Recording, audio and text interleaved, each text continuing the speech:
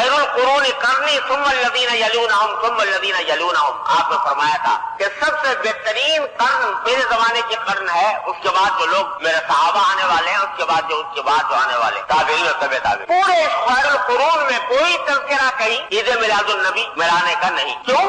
اس لیے کہ اسلام در حقیقت یہ رسمی کارروائیوں کا دین نہیں۔ وہاں یہ سوال نہیں ہے کہ 12 ربیع الاول کی تاریخ میں رسول کریم سرور دو عالم صلی اللہ علیہ وسلم کو خراج تحسین پیش کر دیا جائے، اس کے لیے چراغاں کیے جائیں، اس کے لیے عید منائی جائے، اور پھر سارا سال سرکار دو عالم صلی اللہ علیہ وسلم کی سیرت اور سنت سے بغاوت کی جائے۔ ان کا تو ہر لمحہ اس بات کا جائزہ لینا شروع کر دیا کہ ہم سیرت و سنت کے کون سے پہلو پر عمل پیرا ہیں اور کون سے پہلو پر عمل پیرا نہیں ہے۔ اگر نہیں ہے تو کس طرح اس پر عمل پیرا ہوں۔ یہ تھا اصل پیغام جو حضرات صحابہ کرام نے اور تابعین اور تبع تابعین نے امت کو پہنچایا۔